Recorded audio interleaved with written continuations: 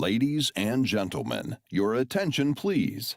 The program will begin in 5 minutes.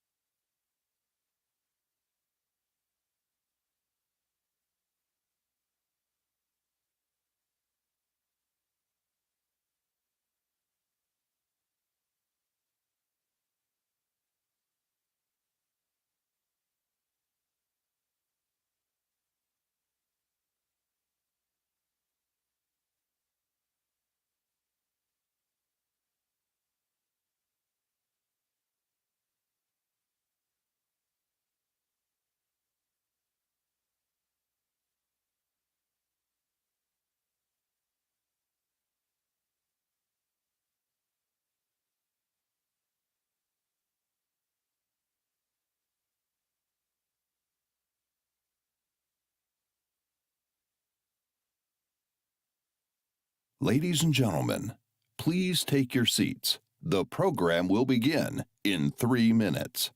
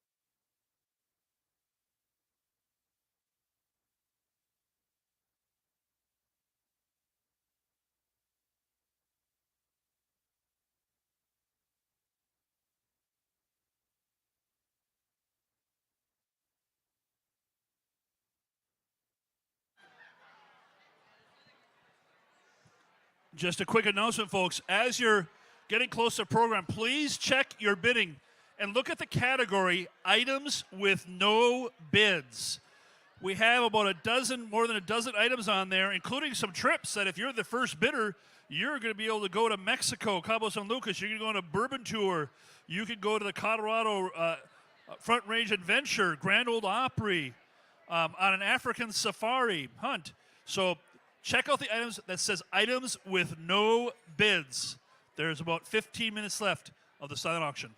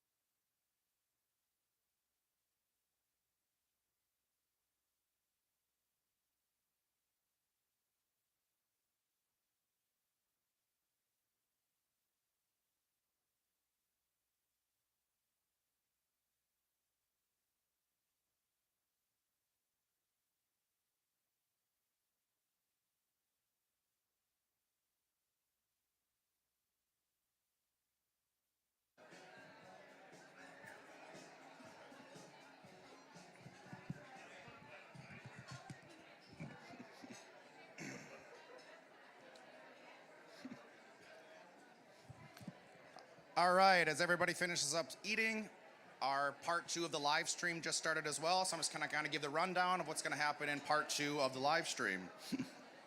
We're gonna start off by doing the Hometown Hero Outdoors Person of the Year Award. Then we're gonna hear a testimonial from Mike Hendricks, who's a retired deputy, on how HHO has made a difference. Then we're gonna be talking about fundraising through a special appeal and live auction. And then to finish off the night, we're gonna hear from our keynote speaker and Medal of Honor recipient, Clinton Romesha. Thank you. Thank you.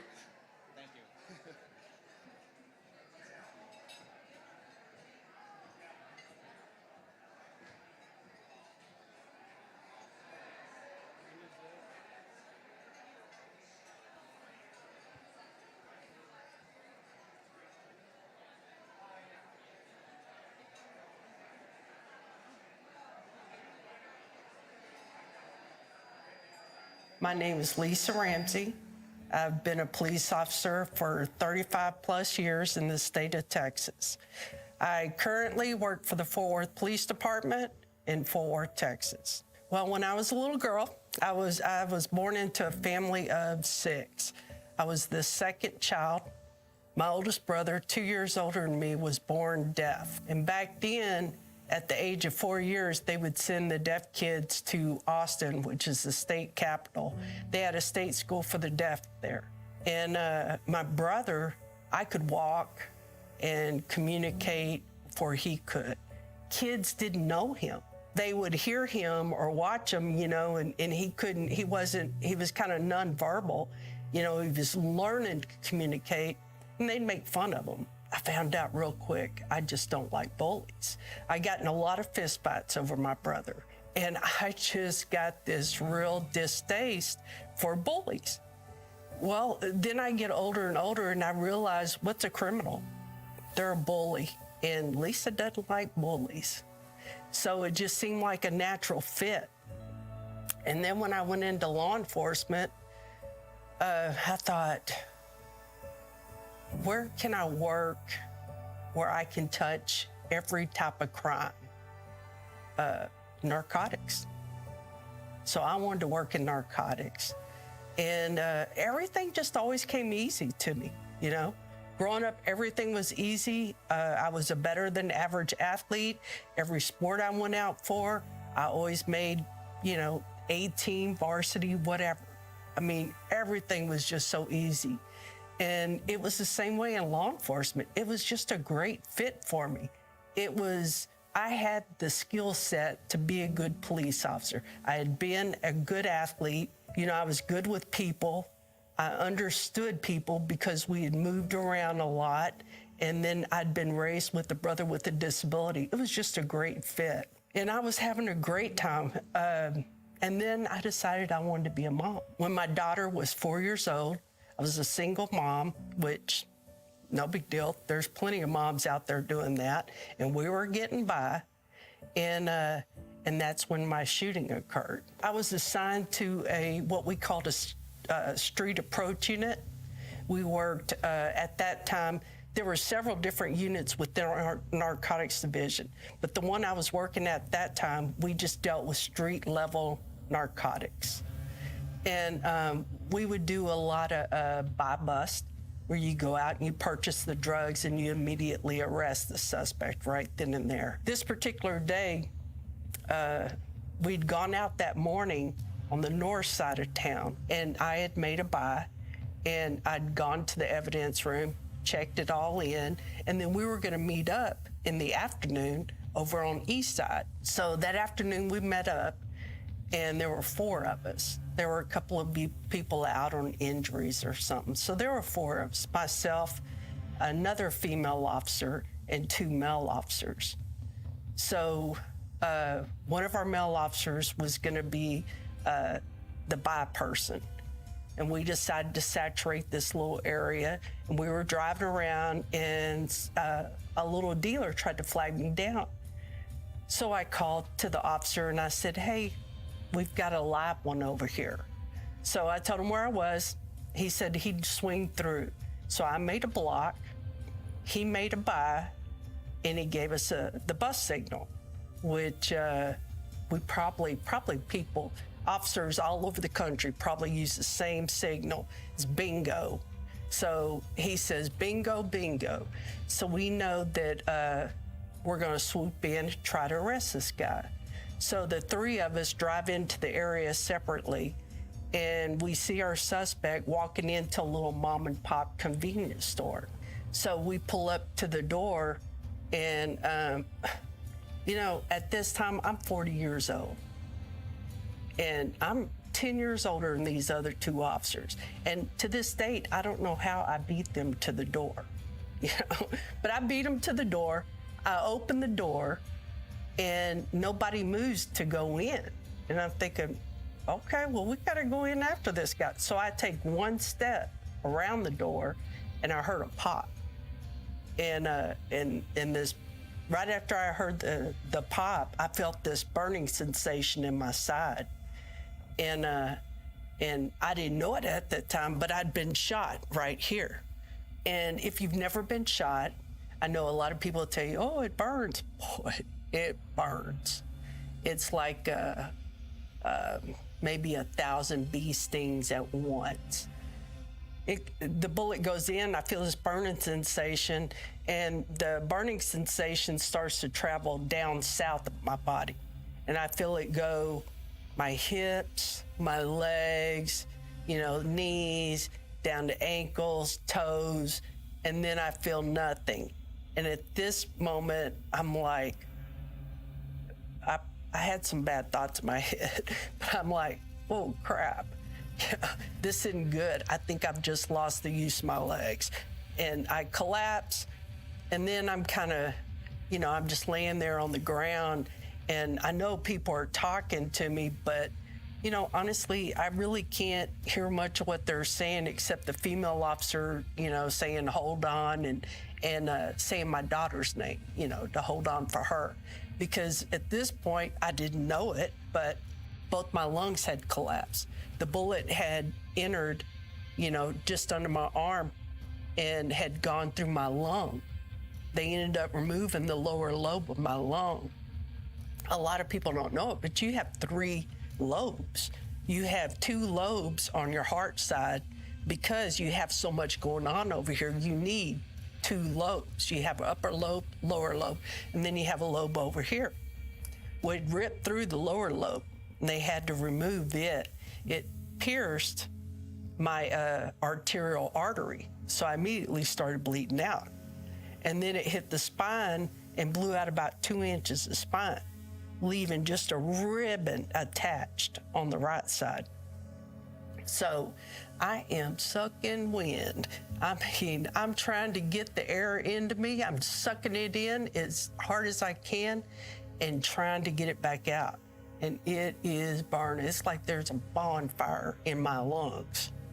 And these people are talking to me. And they want me to talk back. And I just want to say, what are you thinking? Leave me alone.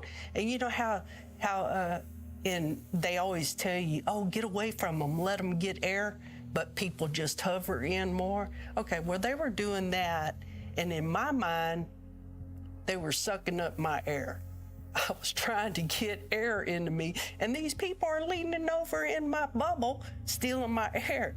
And I just want to I just want to wring their necks and go, shut up, quit talking to me, let me concentrate on trying to live, because I know I close my eyes and I'm dead. I know that.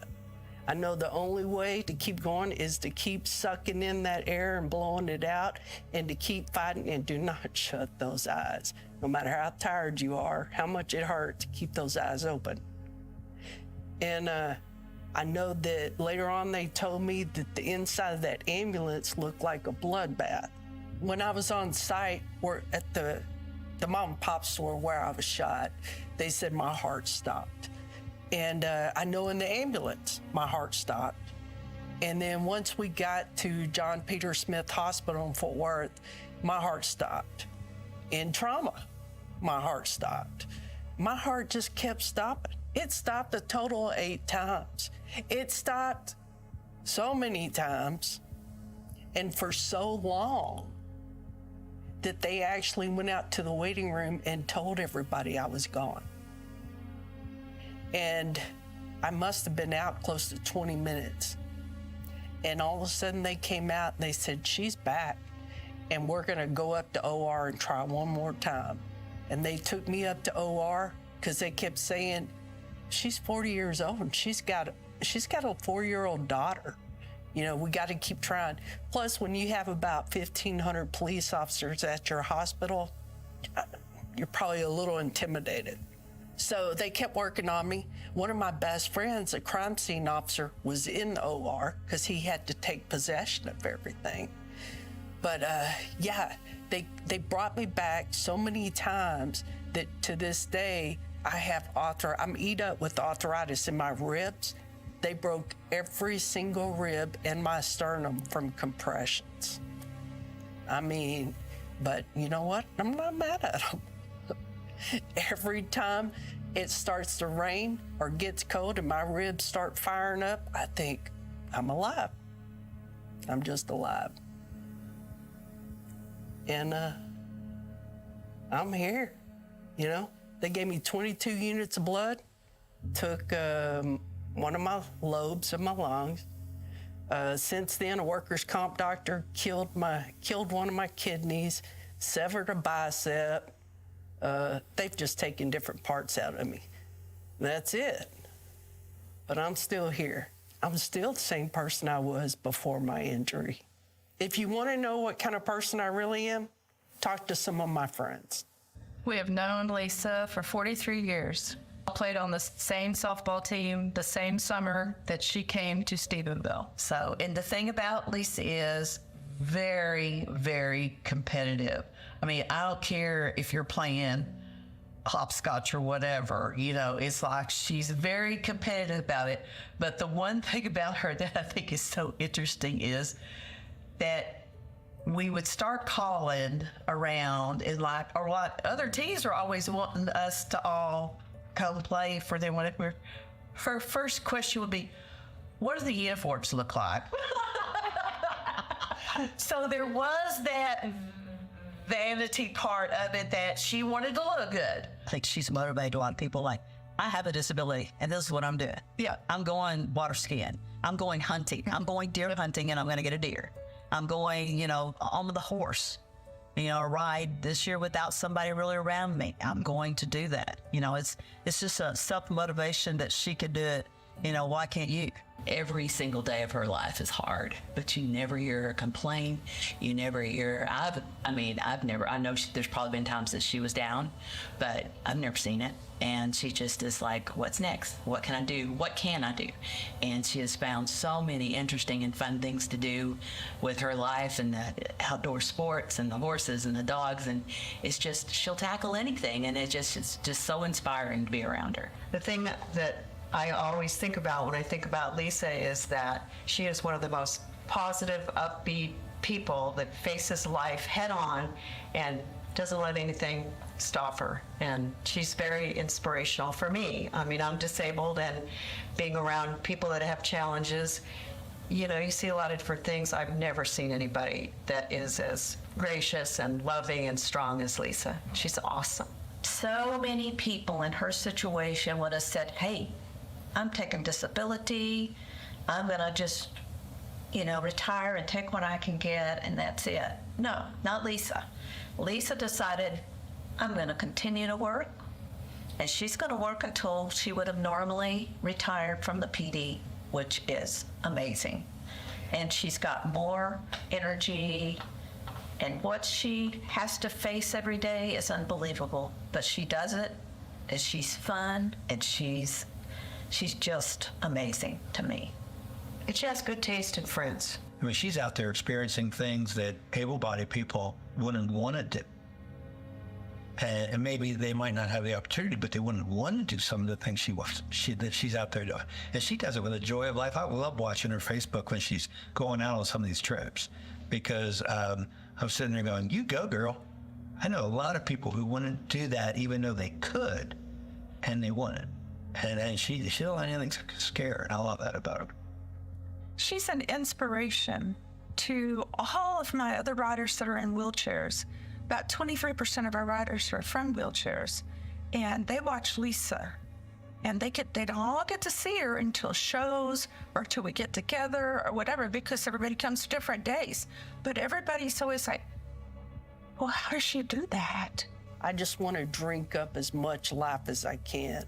I feel like I owe it to the good Lord above and to myself for this second chance, just to drink it up as fast and quick as I can. Like I said, I do everything the way I did prior to my injury. But since my injury, I've been given a few more opportunities. You know, like I'd never really seen snow, and I'd never been snow skiing. And they took me one time up to Park City, Utah, and I did 23 runs in 2 days. I loved it. I just took right to it. And I just didn't want to stop. I let them throw me out of a helicopter one time, went skydiving, and that is amazing. I think being at the top of that mountain, snow skiing and skydiving and getting shot, I was right there with God all 3 times. I mean, pretty incredible.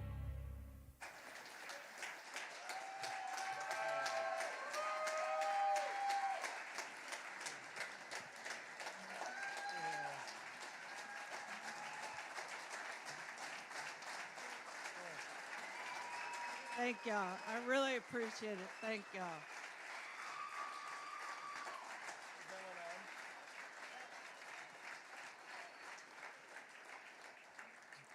So a few months back, I received an email from Lisa after she found a Hometown Hero Outdoors pamphlet sitting on her desk. She didn't know where it came from and was looking for more information on the organization.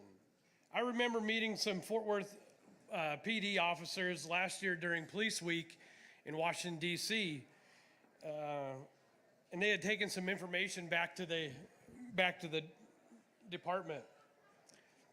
Lisa and I had several conversations following that email where she was asking on how she can help support HHO. Officer Ramsey has deep love for the outdoors, whether it be hunting, fishing, horseback riding, or just spending time with her family and friends. At this point, I started to research Lisa online, where I found myself consumed in reading article after article on what she has overcome and what she continues to do for the law enforcement community and as well as the veteran community and those that may have similar injuries in the line of duty. Over her 35 plus years, y'all. 36. That's where the plus came in, Lisa. In law enforcement, has participated or has been part of several local and national nonprofits that do great things for our heroes. She has counseled injured law enforcement officers on behalf of the Wounded Blue, a national peer advocacy group for injured and disabled law enforcement officers, helped with the Walk the Bridge, whose mission is to bring awareness to and eliminate LEO and veteran suicide. She advocates for service animals, special equipment, and vehicles that will improve the day-to-day life for those that have similar challenges. We received many nominations for this year's Person of the Year, but Officer Lisa Ramsey's nomination stuck out amongst everyone. I'd like to announce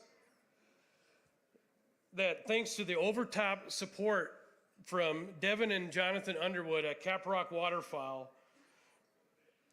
our Texas State Director, Lance Stump, will be taking Lisa on a hunt of a lifetime at the Pritchett Family Redstone Ranch in South Texas. She is gonna go hunt a trophy oryx. I am blessed to introduce this amazing American hero, Officer Lisa Ramsey of the Fort Worth Police Department.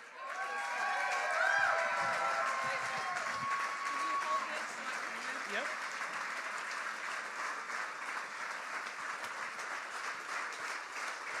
Thank y'all. I appreciate it. Go ahead and have a seat. Really. Thank y'all. So, can y'all tell I'm from Boston? No? I didn't think I'd be able to fool y'all. So, a while back, I had a bad day. Y'all heard about it. But since then, you know, I've always had a strong faith. And I felt like after that one bad day that just like I said, I owed it to myself, to my God, and to my daughter to just live my best life, you know? And thank goodness there are organizations like this that can give me the opportunity to do things that I may not get to do otherwise. Because as you can see, I need some help getting those things done. And it's only through organizations like Hometown Heroes that, outdoors, sorry, that I'd be able to do stuff like that, you know? Like I love anything in the outdoors. And without a group like this, I'd never be able to go hunting, not by myself. So I really appreciate this. I appreciate the honor. Hey, I've had a great time up here. How many of y'all are from here? I love this place. I never thought that I'd ever want to leave the state of Texas. I mean, I was born there. I will die there. But hey, wait a minute. But I love this place. It is so pretty up here. Y'all have a really nice town. Thank y'all.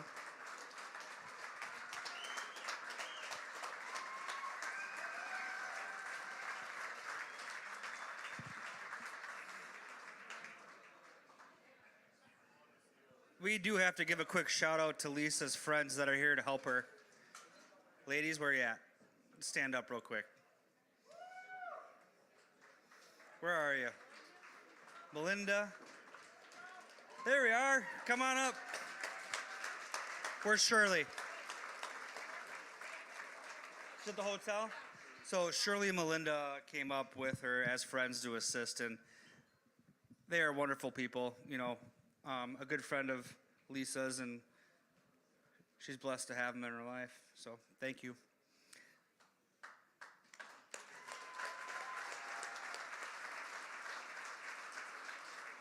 My name is Mike Hendricks. I live in Prior Lake, Minnesota. I had wanted to be a police officer for as long as I could remember. My school resource officer in high school, he kind of took me under his wing. I was with a bad group, doing some pretty stupid things, and he showed me there was another way. So I decided, yes, I'd like to be a cop. That seems like something good and something noble. So I finished my education, started working for the Hennepin County Sheriff's Office in 2006, became licensed in 2012, and then from there, I worked in the jail. I worked in a specialty startup unit that was addressing gang violence and drugs based out of Hennepin County Medical Center. Did that for a couple of years, and my last almost 3 years I spent as a full-time crime scene investigator for Hennepin County. I was proud of the work I did. I loved what I did. I thought I was making my family happy, my wife, 3 kids. Some of the difficulties I had to go through mentally with this job is they tell you in school that you're gonna see things normal people don't see. You're gonna smell things that normal people don't smell. It's a part of the job. You have to deal with it, and then you move on. They had us read a book. I forget the name of it, but that's pretty much all the mental health training we got was you're gonna see stuff, you're gonna smell stuff. Here's a book, read the book, take care of yourself and move on. And so that's what we did. I didn't know any different. I hadn't done any type of law enforcement work prior, so I had no idea, what or how to deal with these things. You do have to be damn near perfect on every call, especially those hot calls, because you could hold somebody's life in your hands. But then when I get home, what do I do? You know, my kids aren't perfect. My wife's not perfect. I'm not perfect. But damn it, we have to be perfect. And so that created some tense exchanges. You know, why aren't you doing this? Why aren't you doing this? Why did you get a B instead of an A? And I expected that perfection all the time from myself and my family. As you can imagine, I've seen a lot of things that people shouldn't see. You know, they say the average person will see one, maybe two truly traumatic events in their lifetime. And as cops, we call that a Tuesday. I mean, you're running into it every day. One of them was, I was with a partner. We were just working in unwitnessed death. You know, it happens sometimes, someone who lives alone. So we were working on that, and then a call came out about a shooting. The suspect was at large, and they're trying to chase the suspect. Victim, unknown condition at the time, and it's a busy intersection. So I went on the Reds up there, got there at the same time as the medics, and the medics went and pronounced her. And I knew right then my job had changed. I had changed from a responding officer to now crime scene. It's an outdoor crime scene. It's in January. It's 20 below core temperature without the wind. And homicides take hours to process. So I knew I was in for a long night, which, hey, that's part of my job. So we're getting ready to process the scene. And then all of a sudden, you know, you're hearing radio chatter that, you know, we believe we have the suspect in this apartment complex. And I have my radio on. I'm trying to process this scene. It's an active shooter situation at this point until we know different. I have 2 cops with rifles on my back while I'm trying to process this.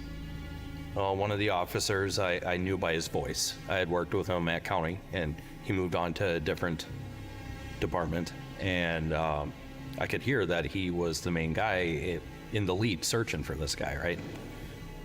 And then all of a sudden you hear shots fired. And I don't remember if it was on the radio or if someone else said, you know, he's hit. Well, it ended up being this guy that I'd worked with forever. The suspect ended up, he came down the staircase and was shooting at them. He was lucky enough that it hit his vest, tore his vest in half, but he was okay. But at that time, I didn't know that.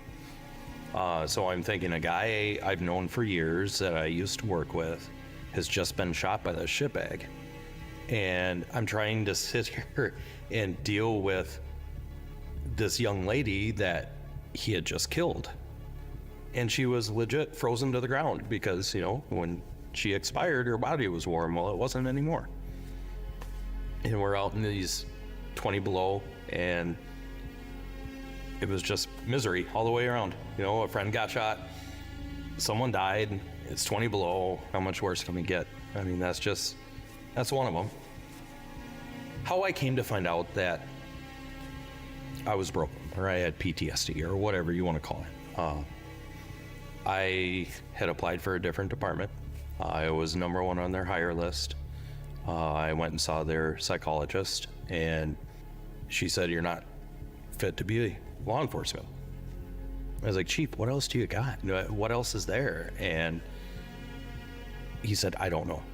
They were intending to dismiss. And I was losing it. You know, this is who I am. You know, you're a cop.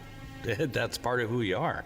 Literally 2 days before Christmas, they came and said, you know, I need your prox card to get in and out of buildings. I need any badges you have. I need this, I need that. And I lost it. It was about, God, I don't remember. It was late. Mid-afternoon, 2-ish, 2:30. I am sitting on my bedroom floor, and I'm not feeling anything. I'm just numb, completely numb, not caring about shit. And I have one of my pistols in my mouth, and I'm done. I'm a failure. I failed my family. I failed myself.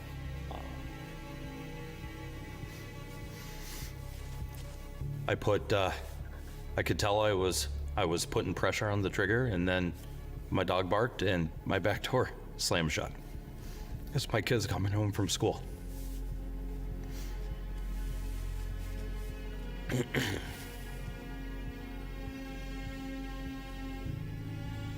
I almost fucked my kids up for life. And it was horrible. I mean, I have no other words for it. I was half pound away from just being done. I acted like everything was okay, though. You know, everything's fine. I'm okay. A few months later, I started really going to therapy. Like, really going to therapy. A couple times a week. Got on some medications. I hate those medications. I probably gained 70 pounds. But,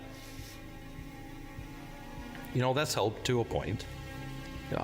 There's a point where they don't work anymore, and so you try other medications, and maybe you try something else, and, you know, things are getting better, though. So Hometown Hero Outdoors has helped improve my life personally, and with my family, because it's gotten me out doing the things I enjoy. The fishing, the hunting. I didn't do that for years. It was just something that was lost. I didn't have the motivation. I had the want, but I didn't have the burning desire to get my ass out of bed and do it. So I just said, fuck it, I'm gonna sign up for a trip, and I did. And I won. So I was super excited, and my wife told me, she goes, this is the most excited I've seen you in years. You know, you're gonna go out and goose hunt or fish or whatever that one was. And, you know, I talked about it leading up to the trip. I went on the trip, I come back, and, you know, she would ask me, how was it? And I was telling stories, and it made me realize that I still had the passion to go out and do outdoors activities, and that was a big part of my healing. You know, I'm not a very religious person at all. To me, my church is the outdoors, just because it's such a wonderful area, whether I harvest anything or not. I'm just amazed by it, and that's part of my healing that I was missing. I would say to others that may be going through same or similar what I was, you're not alone. You know, there's others, we feel it. We're not gonna judge you. We don't care. We just want you to be you.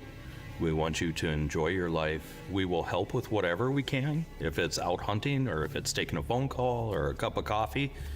Everyone I've talked to, they've been more than supportive. You know, whatever you need, brother, call me. And it lets me know that there's a whole community out there of people that have or are suffering from something, because they have a servant's heart and they went out and followed that. And unfortunately, you know, the system has not helped them. So, you know what? We're not going to let them fail.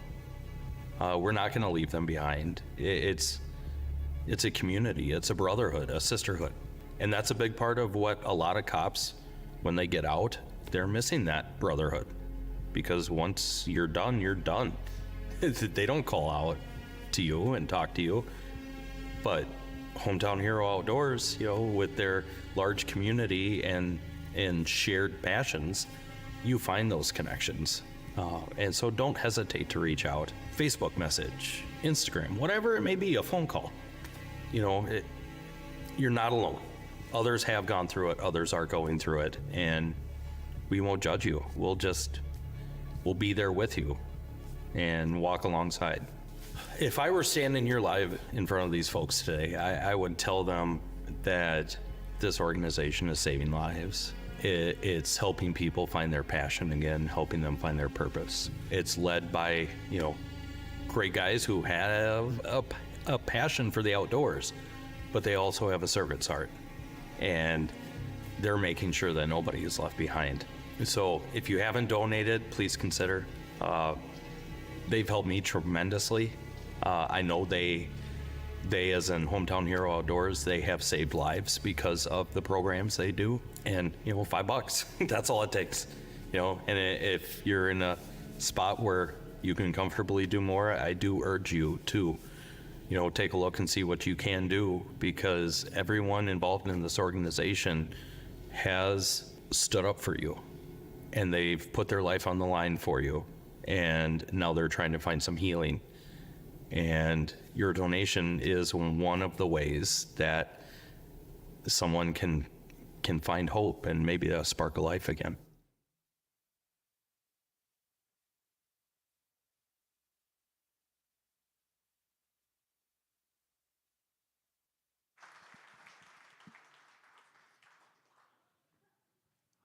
Many of you in this room may be going through what Mike went through. And many of you in this room may be here for the first time, and you're wondering exactly why are you here. Take those lights down, please. Please bring those lights down. Thank you. Watching this video, and I've watched it a couple times, and it hits me every single time. That is why this organization exists, to help all the Mikes who have served and continue to serve, and they need that no left behind attitude that he talked about. And I had the pleasure of meeting Mike and his wife, and they're here tonight. Mike, would you stand up? I don't know where what table you're at. Where are you at, Mike? Thank you. Right here. His beautiful wife, his rock.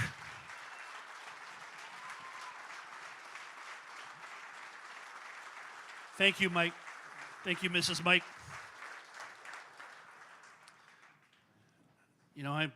They give me scripts to follow and what I'm supposed to say, and I had a chance to visit with Mike, and he said, I thanked him for telling that story, and he said, I haven't shared that story with a lot of people.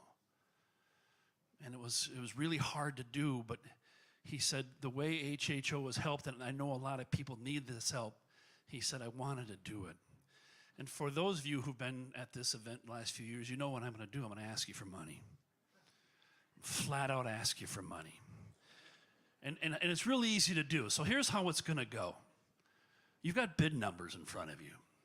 And I'm going to start at a number that if we get everybody to do, we're going to just open the bar up. But it's not going to happen. But then I'm going to work across a spectrum, because everybody comes from a different place in giving. And one thing with HHO, which is a volunteer-driven organization, they pinch their money and they spread it. So I'm going to start with a number that you would say, whoa, that's not me, but maybe it is you. And I do want to say this. If you have a donor advised fund, a family foundation, a corporate foundation, please still raise your hand and you make a commitment right now. We won't charge your credit card. We'll work with you on Monday. If you don't know what I'm talking about, I'm not talking to you. All of those laughs just identified yourselves of having a donor advised fund, so thank you. So here, I'm going to go big. Would anybody in this room raise their hand right now at $5,000? Lift your number up if you could do 5,000. Number 222. Number 381 at 5,000. Candyland, come on big. Anybody else at $5,000? All right. How about $2,500? Can you do $2,500? Raise your number up at 25. Where is it? Thank you, Brett. There are 3, 4, 6 at $2,500. Yes. Yeah. Who did? MPPOA just came in at $5,000. Woohoo! I love this. You can interrupt me anytime. All right. Now you might be breathing a little hard. We're going to go down or across or sideways. Who could do $1,000? Raise your number up at 1. Number 267. Number 381. Again, I love y'all. Number 310. Number 309. Number 122. All at $1,000. I'm getting down here. You'll need to move your legs, young man. Wisconsin, I tell you. All right. $500. Who could do $500? Raise your number. Number 336. Number 190. Number 113. Number 381. Candyland is on fire. God, I love your Chicago mix, folks. Where? Look at these people over here. 299, 242, 288. Yes. Well, 107, and if you look behind you, is 214 at 500. Number 234. Yeah. Mike, does this make you feel good? This makes you feel good, doesn't it? And for all the people we help, and a lot of people in this room we've helped, a lot of your volunteers, you heard about the volunteer hours, and we do need the volunteer hours because things have to get done, but there are still expenses, there's still things that we need to do. You heard about that fantastic Texas Harris Ranch Hunt, which those people are amazing, like so many other people. It takes money to have that happen. So let's cut this in half. Who can do $250? Raise your hand. All over the place. 312 255 177 265 at $250. 240 365. That's the Excel energy right there. 307 386 306. Yes. Just making sure. We're going to do one more level. And sometimes people say, what does $100 do? And in a volunteer organization like this, it does a lot. We stretch it. And when we come together, we can make a huge difference.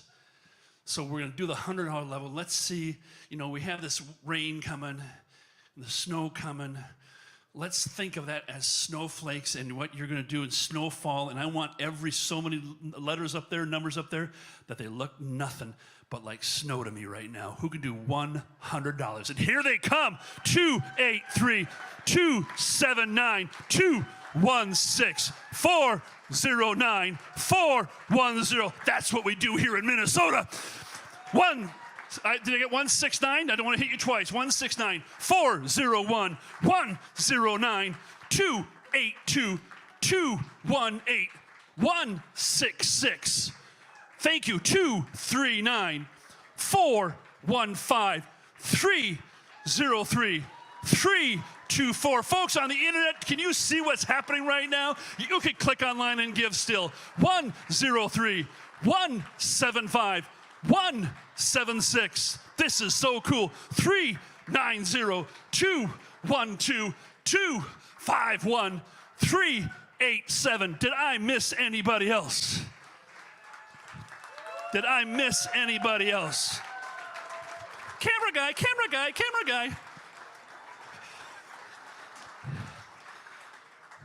Does anybody want to do 10,000? Don't laugh, it happened to me last week, and someone said yes. Just Chris would be over there going, yeah.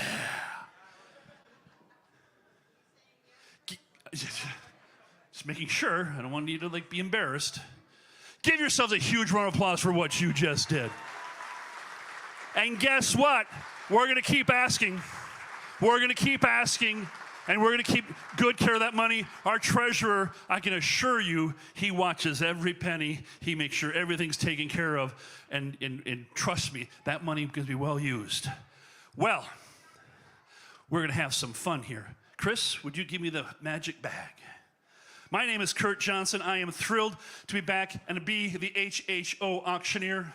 Love working with this group at their golf tournaments. By the way, on your table there's a couple of golf. If you like to golf, on May 18th or on June 28th, two great golf opportunities coming up right here in the Twin Cities. There's a barbecue happening down in Kansas and something else I don't remember. What? Barbecues in Cologne? That's pretty cool too. All right, golden ticket people. Who is going to win the golden ticket? Transparency here. Ziploc, not sponsored, by the way, unfortunately.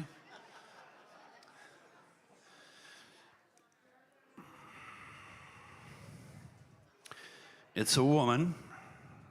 Well, theoretically, I'm very careful nowadays. Maybe it's not, but I believe it's a woman.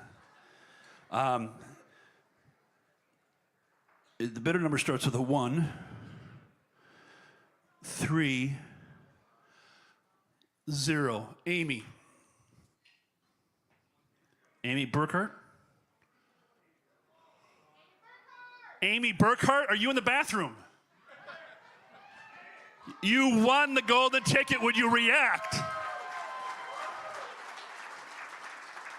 Wait. No. It's number 187. Yes, that's your bid. Yes. Ticket. Amy, are you with somebody tonight? Amy, listen to me. Amy, are you with someone tonight? Then come up here. Whoever you're got to come up here to make a decision. Ticket 187, bidder number 130. Amy's like, yes, Amy, I'm trying to give you an amazing prize. Thank you, buddy. Come on. Oh, are you hosting the barbecue? Oh, I like barbecue. So you're the one in Cologne. I am. Okay. What's your favorite kind of barbecue? Honestly, I'm just so shocked I won something. I can't. You can't even socialize. Okay. I love here, let's center ourselves for the camera. So, Amy. How's it going? That's going good. What's your major? I'm married. Don't thank you. Yeah, me too. Yeah, you make decisions. Okay. Hi, honey. I love you. I love you watching at home. It's part of the shtick, okay? So I get to pick one of these. Yeah, the only thing you can't have is the Tito's. I am going to Belize. You're going to Belize? She's going to Belize! Woohoo! Yeah, baby. Congratulations. We'll find you. We know who you are.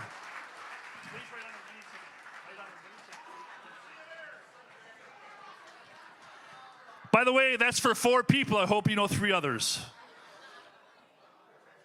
She's going to Belize. All right.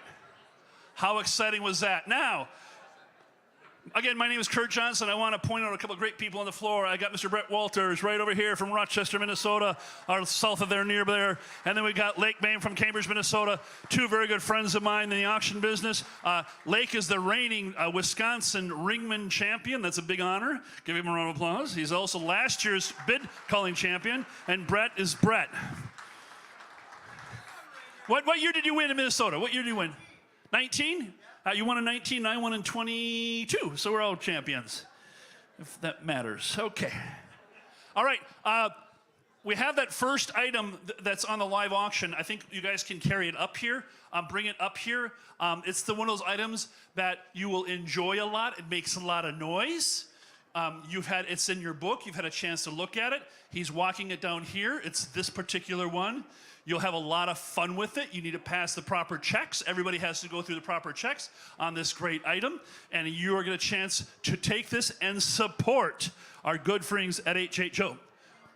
It's worth about $1,500, but who'll start me out at $500? 500, where do you go? 500, 5, and now 6, and now 7, and now 800. Got to go 800. 800, we go to 800, and now 9. 8's been now 900. 900 over here. Now 1,000. 900, 1,000 over there. Now 1,100. 1,000, now 1,100. 1,100, now 12. Got to go 1,200. 1,200. 1,200. Pew, pew. 1,200. 1,100, now 12. 1,100, now 12. And you go 1,200. 1,100, now 12. And you go 12. I'm limited. 1,100, now 12. 1,100, now 12. And you go 1,200.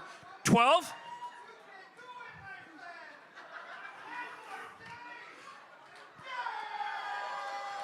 Uh-oh, Lake. Got to go 13. He was very enthusiastic. 13 over here. And now 14. 13, now 14. 13, now 14. 13, now 14. And 14 going once.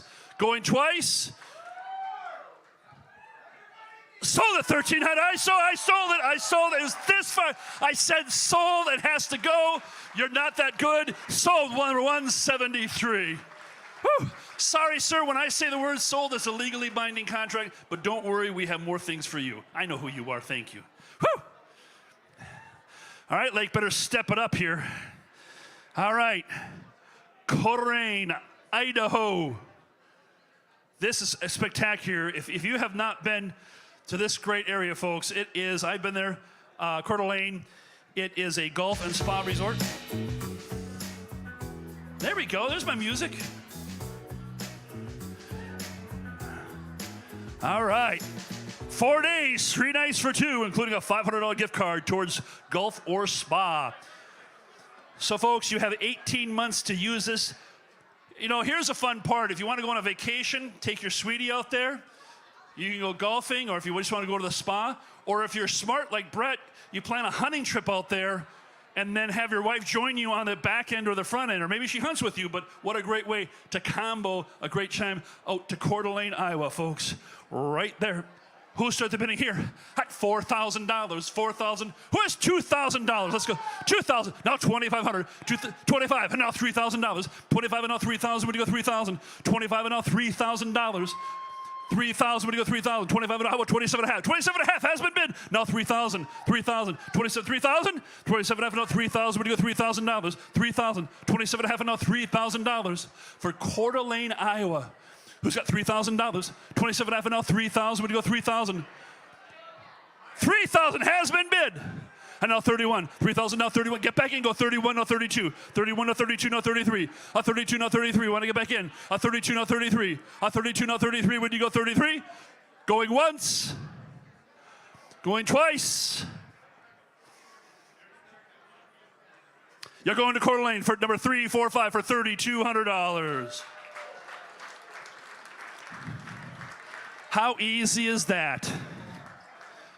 Our next item should be brought up. This is so funny that I can't say what it is. I love this. It's like I'm a ventriloquist. You have seen it. It is being carried. It's a pretty green color. It will make noise. You will have a good time. You will have to go through the background check. It is a fantastic toy for you to have at home. Share with your friends. Share with your family. Folks, who started the bidding there? There's my music. All right, folks, right there, it's almost a $2,000 value. Who's got $2,000 there? Who has $700? Let's get it going. Let's move it out. Who's got seven and now $800? 708 and now 900. 8's been bid now 900, now 1,000. 900, 1,000. We go 1,000, 1,000, now 1,100. Thank you. Now 1,100. 1,000, now 1,100. 11, now 12. 1,200 has been bid. And now 13. 12 and now 13. 12 and now 13. We go 13. Go 14. Go 14. Pew, pew. Go 14. 13, now 14. Yeah. He got it. 14, now 15. 14, now 1,500. 14, now 15. 15, new fire. He's back in. Didn't get the pistol. Allowed to get the one idea. Go 16, 16, 16, 16. Going once. Going twice. It's a little bit longer. You got it. Sold $1,500. Number 346. 346. All right. Oh boy. Let's get some music for this one.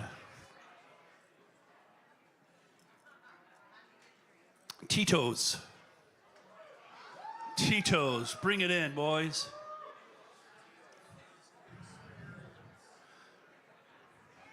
All right, Tito's it is. This is their Austin experience. Here's your folks. We love Tito's. They gave us $20,000 this year. This is the Tito's experience. Let me tell you, this is amazing. It's what you see. It's specifically October 10th through the 13th of this year. It includes 2 full fare economy class tickets for domestic travel to Austin, Texas. We're not bringing you in from Europe, all right? You get 4-star accommodations, includes a standard room for 3 nights at a 4-star hotel in downtown Austin. You get a Tito's welcome package. You will get there, ladies and gentlemen. When you get there, you'll have a celebratory party. The entire group will kick things off with cocktails, dinner, great music from one of Austin's top band. And then they will follow with a bar crawl with the Tito's people walking around and taking you along to make sure you get all the favorite local spots. Now, they are the official PGA sponsor, ladies and gentlemen. So next day, you can go golfing at one of Austin's premier golf courses, or you can opt for a signature spa experience instead, or go shopping. Spend the afternoon at downtown Austin on the Congress Avenue, South Congress. You want barbecue? Go over to the Texas Barbecue Tour. Either way, you'll finish your night with a private dining experience at one of Austin's signature restaurants. But wait, there's more. Then, boy, this is when the party really gets started. The weekend package includes tickets, general admission tickets to Austin City Limits Festival with exclusive access to the Tito's Lounge for both Friday and Saturday. Both Friday and Saturday, okay? Enjoy the cocktails. So here's the deal, folks. Tito's put this together. They donate these packages. They wanted to do something to all the great nonprofits that they support. I was told by one of my nonprofit clients that the individual bought it for $9,000 last year. And when they got back, they wrote out a check for $5,000 saying, I didn't spend enough on this. It was an amazing trip. In Duluth, I'm going to throw down a challenge at the ALS fundraiser. I sold this for $12,000. So, this is one of the hottest packages out there, ladies and gentlemen. That's why we couldn't have it on the raffle. Tito's Experience. Who will start the bidding there? At $10,000. $10,000, would you go $10,000? Who has $5,000? Let's go. $5,000 there, would you go $5,000? Would you go $5,000? $3,000 has been bid, and now $4,000 has been bid, and now $5,000. $4 now $5,000. $4 has been bid, now $5,000. Would you go $5,000? Chris would want you to go $5. $4 now $5,000. $4 now $5,000. Would you go $5,000? Whoa. Folks, $5,000 right there, yes! And now $6,000, sir. $6,000, would you go $6,000? It's for two. You can go with $6,000. $5 and now $6,000. $5 and now $6,000, would you go $6,000? Don't let ALS be. $6,000 has been bid, and now $7,000. $6 and now $7,000. $7,000, $6 and now $7,000, $6 and now $7,000. What is that? $6,000. How about $6,500? I'll save you the money. Go 65. Go one more time. Go 65. $6,000 now 65. What do you go 65? Your hands on your number. Raise it up. Go 65. 65. Yes, he does. 65 and now 7,000. 65 and now 7,000. 65 and now 7,000. What do you go 7? 7 is your lucky number, sir. It's your lucky number. 65 and now 700. 65 and now 700. Where do you go 700? Going once. I think he's done. Going twice. 7th, right there, new fire, new fire, new fire, new fire. Out of the blue. Go 75. 7,000 now 75. Are you just waving or bidding? 7,000 now 75. 7,000 now 75. When you go 75. Is he going to get it with one bid? 7,000 now 75 going once. Be careful, ma'am. You almost bid it with your bidding there. Going twice? Just kidding. I wouldn't do that to you. One time, Charlie, you got it for $7,000 right there. What's his number is? What is his number? I need to see his number. Chris, we got 7,000. Thank you, Tito's, for what you do.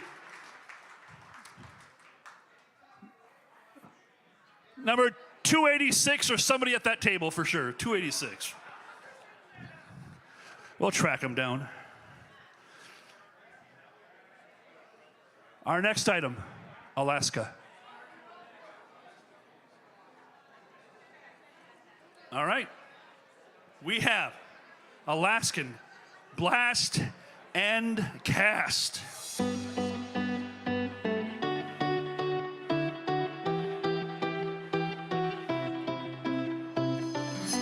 Ladies and gentlemen, this is a chance to go hunting and fishing with Alaska's Cold Bay Team Extreme.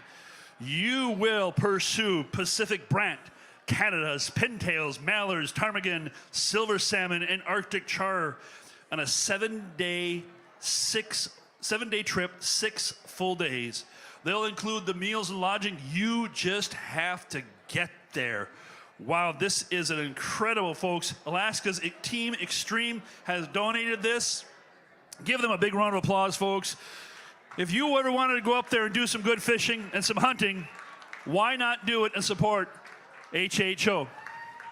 Who'll start the bidding there? At $4,500. 45 would go. Who has $2,000? Let's go to Alaska. Who's got $2,000 there? 2,000 has been bid. Now 2,500. 2,000 now 25. 2,000. How about you're going to Alaska? 25. Now $3,000. 25 and now 3,000. 25 and now 3,000 over here. Now 35. 3,000 now 35. You're out. 3,000. That whole side is out. Go 35. 3,000 up. Do you have it? You do, 35. I know $4,000. 35 enough, 4,000. Go 4,000. 35 enough, 4,000. 35 enough, 4,000. When you go 4,000. Trip of a lifetime. 35 enough, 4,000 has been bid. I know, ma'am, go 42 and a half. Go 42 and a half. Go 42 and a half. It's only money. We take credit cards. We ask that you pay the fee. 4,000, not 42 and a half. 4,000, not 42 and a half. And go 42 and a half. 4,000, not 42 and a half. 42 and a half. 42.50 going once. Going twice. I love you, Kim. Going twice. Just for the stress of it. You got it for $4,000 right there. Lake, that was a good one. What number are we putting it on? Not mine. Number 173. Now, for the tamer set, and for any young person here in the room who's listening, look lovingly at your parents. For anybody who has had to take kids to Disney, I give you permission to buy this and not bring your kids.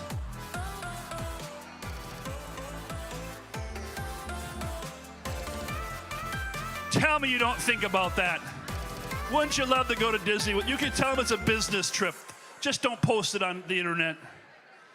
But here's what you have, folks. We are giving a 4-night stay in one standard room at the Hyatt Regency Grand Cypress. And then what we're going to do for you is you're going to get $1,000 in Disney vouchers. Why are we doing that? Because we don't know which of the parks you want to go to.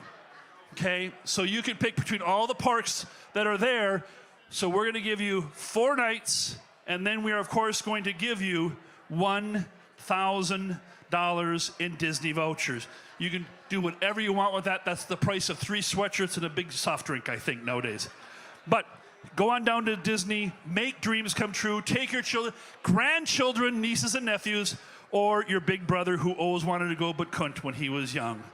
Take them with you there right now, folks, on the Disney trip, right there. Who started the bidding there? At $4,500. 45 would go 40. 45? 45 has been bid right there. And now 42 and a half. 4,600. We're going the wrong way. 45, now 4,600. 45, now 46. 45, now 4,600.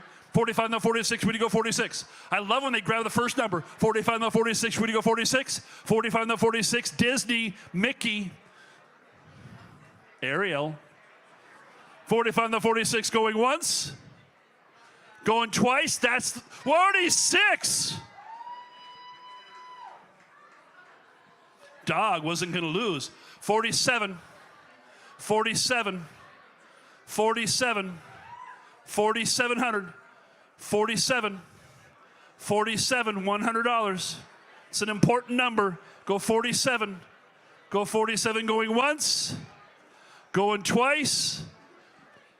I'm glad you jumped up, sir, because you got it for $4,600 right there. The man in the natty hat. Let's your number. And back to you. 222. Wow, he's going to Disney. Hug Mickey for me. Now, bring up the Belize slide for me, would you please?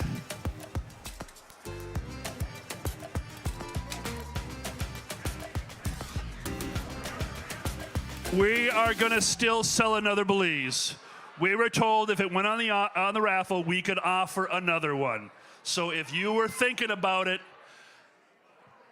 I'm going to give you, I'll give you the kind of boring details here. They're important. Now, this is Belize. What you get is 8 days, 7 nights in a 2-bedroom private condo for 4 people, okay? You get round-trip airport transfers. Once you get there, you have to fly there yourself. You get a private chef for 3 days. Maid service comes away halfway through the week because you should be clean the other 3 days. A private golf cart and use of kayak and bicycles at the condo. Here's the deal. Here's the deal. Belize, if you are a fly fisherman like my buddy Lake over here, they have some of the finest bone fishing offshore. They've got great fishing overall. Hey, Chris. Just get out of my stage. Belize is one of the countries that has defended their rainforests. It's one of the few places in this world you could be on a beautiful sandy beach and you could be in the rainforest seeing monkeys on the same day.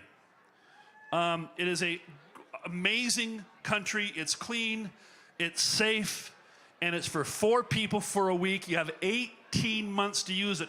And if you wonder why you should bid on this, open up your phone and look at tomorrow's forecast. We have had it soft this year. You Texans have no idea how easy this has been for us. It's been a walk in the park. I saw more of my friends golfing in February than I've ever seen in my entire life.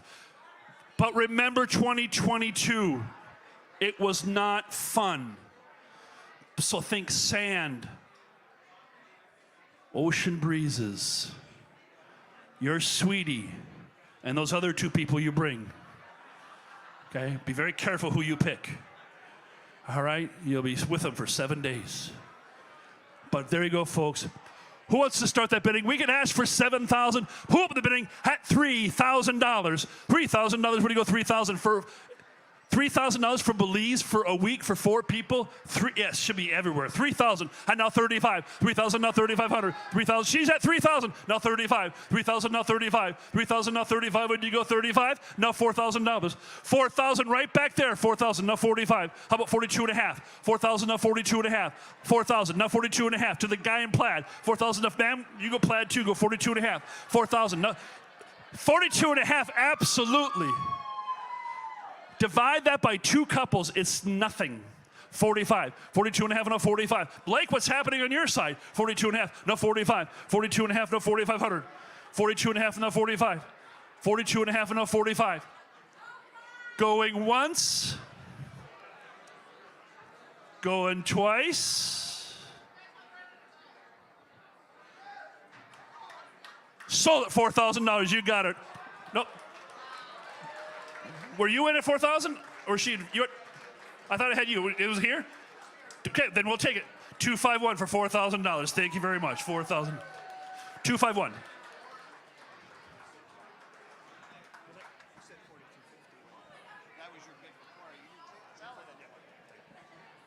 All right.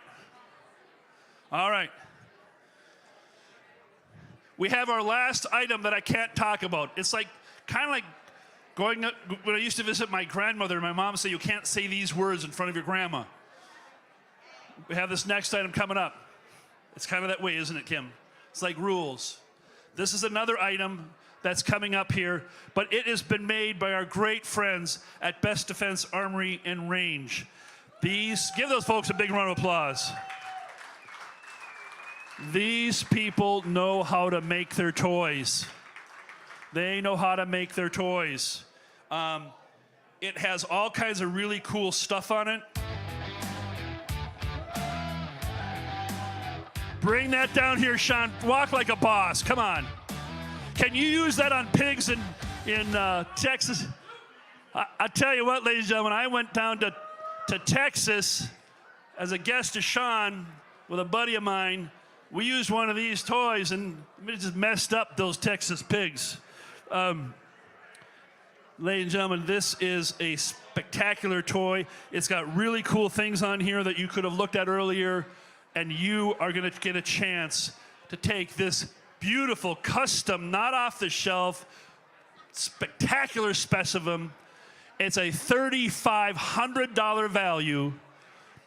Put me there at 35. Who starts the bidding at 1,500? 1,500. Where do you go? 15, 17.5, 2,000, 22.5, 25. No, 27.5. 25. No, 27.5. 25. No, 27.5. Go 27.5. 25. No, 27.5. 25 back there to go 20. It's still low. Go 27.5. 25 back there. No, 27.5. Go 27.5. 25 now, 27.5. Go 27. Go 26, sir. Go 26. You with me? 26. Now 27. 26 to 27. A 26 to 27. A 26 to 27. When do you go 27? A 26 to 27. 26 to 27. 26 to 27. 20. That's a gal with power. 27. And now 28. 27. Now, hey, sir, just said, yeah, she gave you a heart signal. Go for it. Go 20, go 27.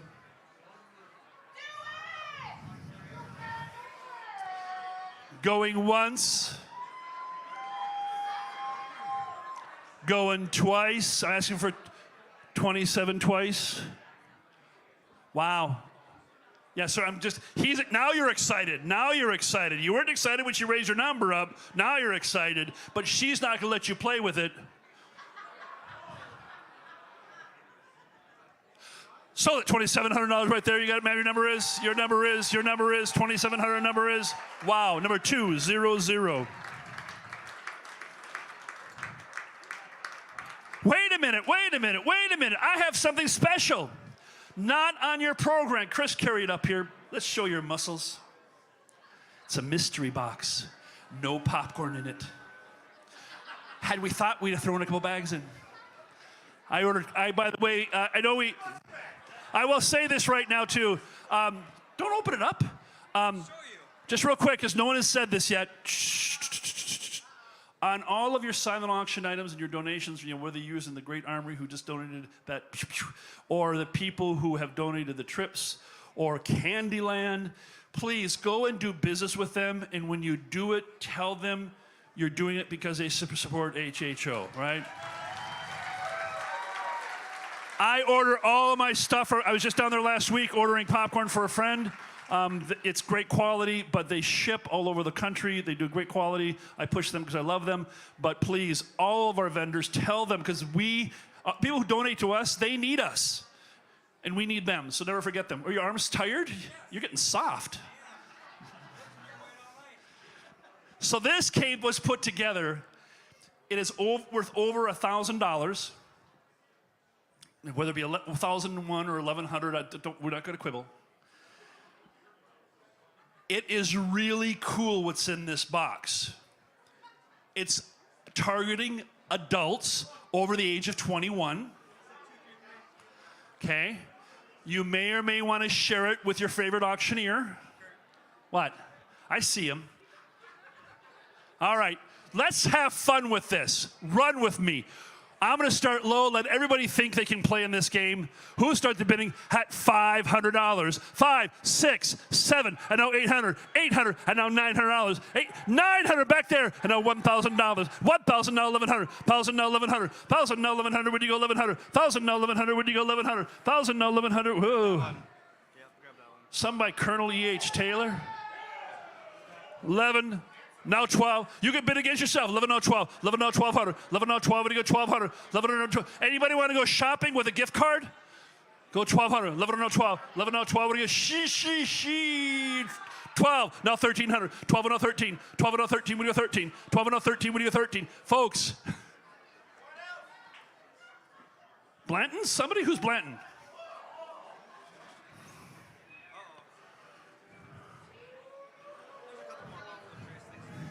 What about Trace? Whose Trace are you talking about?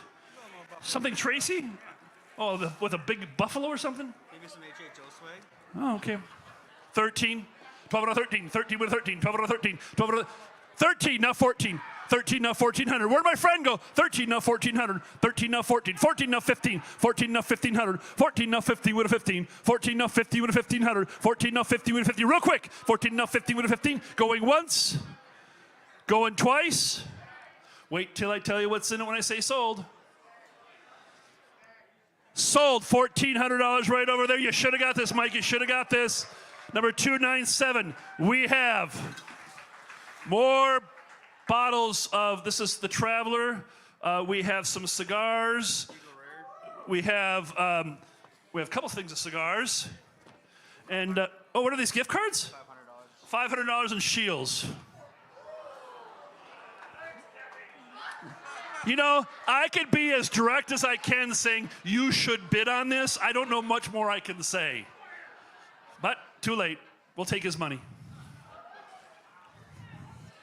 All right. I got 2 more things to do down here. No, get out of my way. I got one more thing to sell. CNA.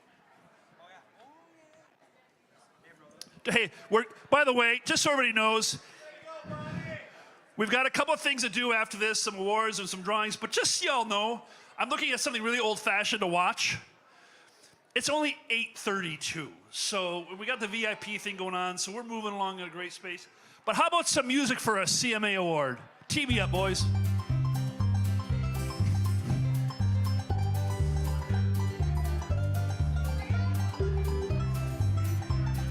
There it is. CMA. All right. Here you go. Country Music Awards. Here's the deal. We believe, and they may change this around, we'll nail it down with a vendor. We believe it's on November 13th, 2024, but they always say subject to change. I don't know why they would change it, but that's what they're saying in my notes. You get 2 tickets, the 300 level. Do not expect to be seen on TV, okay? I mean, you might be that person who yells from the top when somebody says, "Thank you, Dad." He goes, "You're welcome." And we're up there, okay? Okay. You'll be at the Country Music Hall of Fame and Museum. You get 3-night hotel, which is a big deal at this time because it's hard to get rooms down there in a guest room, a standard room in Nashville. All right? So, you get 2 tickets to the Country Music Hall of Fame. You get to go to the Country Music Hall of Fame and Museum. You get the hotel accommodations, and you get to hang out there and go put money in a pickle jar around noon is the smartest thing to do if I were you. But that's a lot of fun. So, country music, this is it, folks. This is a big one. It's a bucket list thing. Who has $7,000 there? 7,000, where do you go, 7,000? Who has $4,000? Let's go. $4,000, where do you go, 4,000? Who's got 2,000? Let's go. 2,000 has been bid, and now $3,000. 2 and now 3,000. 2 and now 3,000. Where do you go? 3,000 has been bid, and now $4,000. 3 and now 4,000. 4,000 and now 45. 4,000 now 45. 4,000 now 45. Where do you go? 45. 4,000 now 45. It's the country. Yes, 45. And now 47 and a half. 45 now 47 and a half. Go 40. Go get back in. Go 47 and a half. 47 and a half. Yes, $5,000. $5,000. 5,000. Say yes. 47 and a half and now 5,000. I would be all over this. 47 and a half and now $5,000. Go 4,900. I'll save you some money. Go 49. 47 and a half and now 49. 40. Country music. Come on. Go 49. 47 and a half and now 49. 47 and a half and now 49. Everybody else go 49. 47 and a half and now 49 going once. Once in a lifetime, or once a year in a lifetime chance. Going twice. Oh, I'm getting the pause signal. Well, I appreciate it very much, very much. We had a person who could not be here tonight. They wanted to go for the 47 and a half, and we sold it to them. I'll put that on the record. Thank you very much. They could not be here. An absentee bid went to 47 and a half on this package. Ladies and gentlemen, thank you so very much. Chris, it's your turn to take over the stage. My name is Kurt Johnson. I love working at this event. If I can help you sometime, let me know. Get on up here, my friend.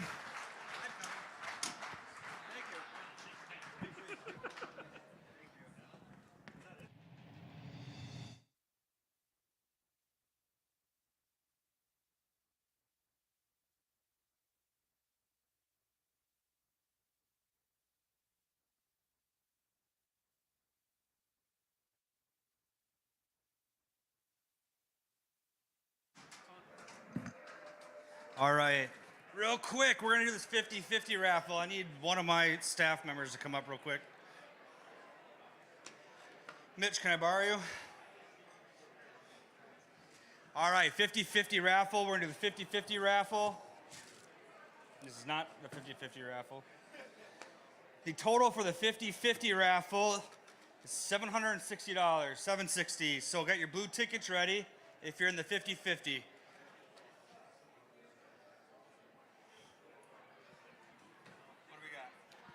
Ticket number 698044. 698044. Come on up. Got your cash. Want to give that to him?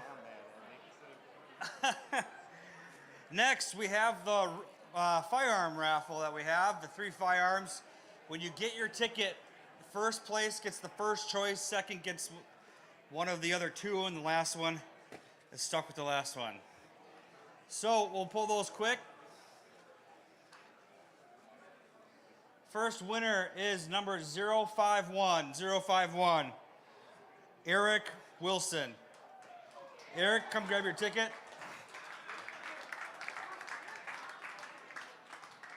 This gentleman behind you has 2 of them, or their shotgun.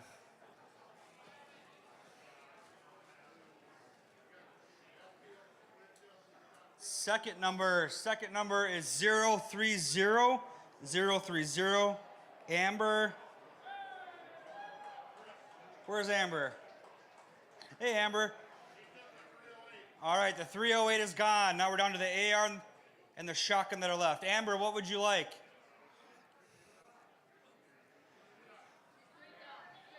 The AR.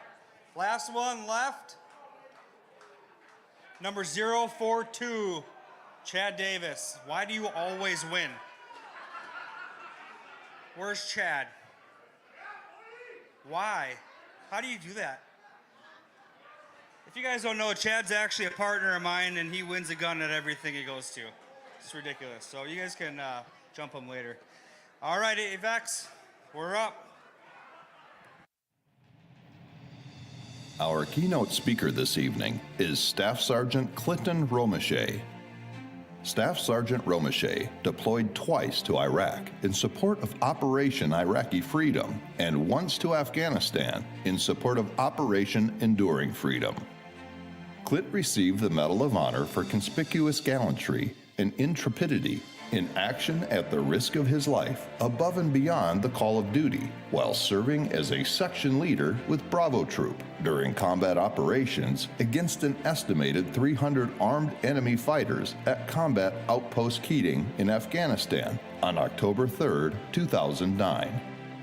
In the day-long battle, Staff Sergeant Romesha was hit with shrapnel as a result of a rocket-propelled grenade hitting a generator he was using for cover. Undeterred by his injuries, Staff Sergeant Romesha continued to fight, exposing himself to heavy enemy fire and destroying multiple enemy targets. With the help of his team, he helped recover the injured and fallen under overwhelming enemy fire. 8 service members lost their lives that day, and 27 more were wounded. Staff Sergeant Romesha's heroic actions throughout the day-long battle were critical in stopping more American bloodshed and suppressing an enemy that had far greater numbers. On February 11, 2013, Staff Sergeant Romesha received the Medal of Honor in a ceremony held at the White House.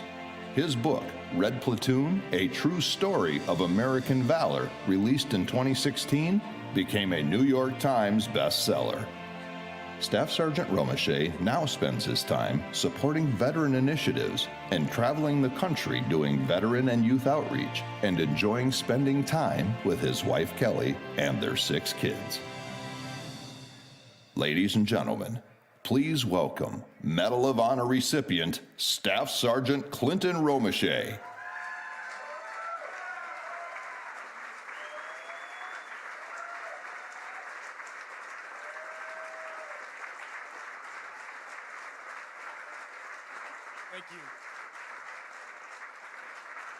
Thank you for that very, very warm welcome. Guys were cheering like there was a Chippendale up here or something. I'm Clint. That's what I go by. I'm a pretty simple guy. I can tell you this is something truly special to be at. I've got a lot of connections back here to Minnesota with my lieutenant that was there that day, Bunderman, being from Mound, 2 of my team leaders from Blaine and 1 from Crystal. So the connections for me in Minnesota, even though I'm a California boy, run pretty deep. And it's amazing what life kind of brings you. When I stepped in today, I got to meet Doug, the legacy hunt. Doug opened the doors at Cop Keating with the 10th Mountain Division.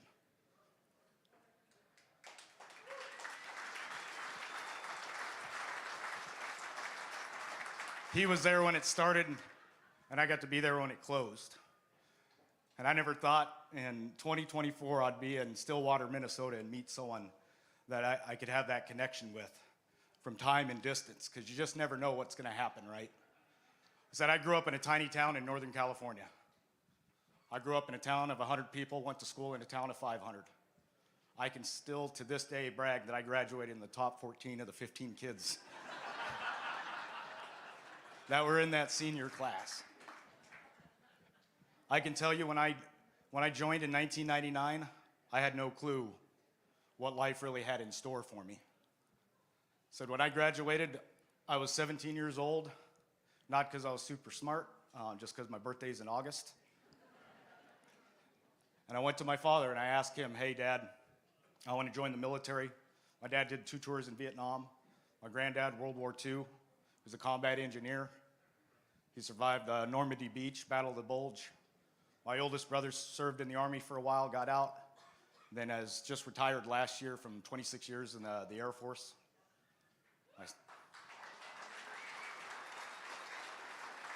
My second oldest brother, he was kind of an odd duck and he liked crayons, so he joined the Marines. You guys know your favorite flavor is red. So when it came time for me to join the military, I just wanted to do that. Not because of anything more, and I was tired of milking cows and digging fence posts. Said I joined in '99 when there wasn't a global war of terrorism going on. I just wanted to go see the world and kind of experience something. And I remember when I told my dad that, I said at 17 when I graduated, he pulled me aside real quick and he just said, look, I'm not going to sign for you.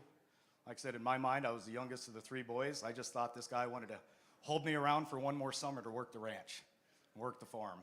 But very quickly he followed up with, if you join, you put that uniform on, maybe not to borrow and maybe not in 20 years, but there might come a time by wearing that uniform, you might have to go and do and see things that no one should ever have to go do and see.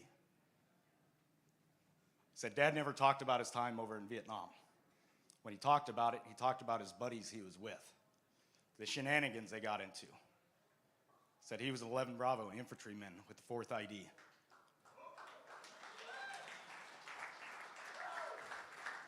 Said I was a young 17-year-old. I had no clue what that really meant. And since he never talked about it, I just didn't know. So I fast forward, and like I said, what I thought was going to be 4 years in the Army, grow up, get out, ended up being 12. And in that 12 years, did 2 deployments to Iraq, 1 to Afghanistan. My oldest daughter was born in Germany. My second oldest daughter, sitting over here,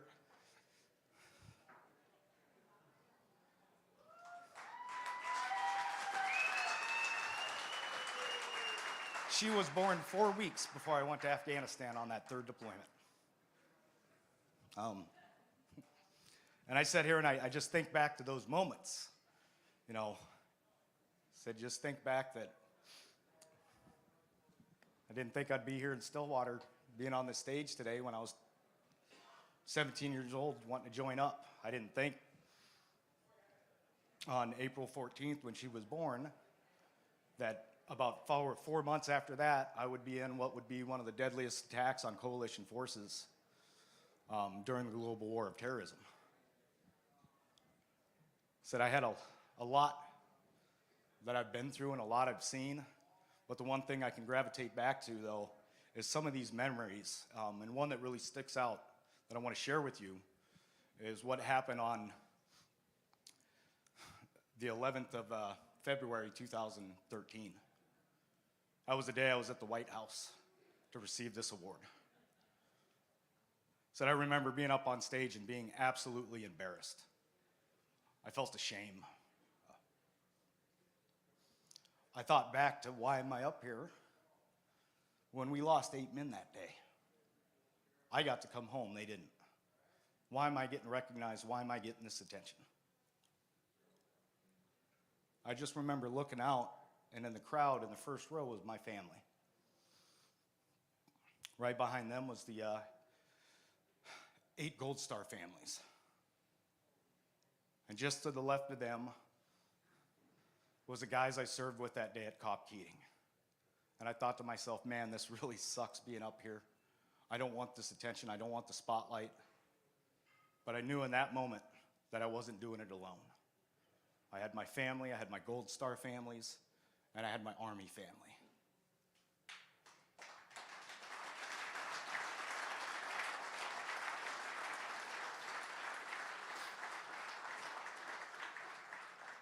We came, I said, out of that ceremony. It was a whirlwind. I don't remember much of anything, but I remember that moment of just looking out and seeing that.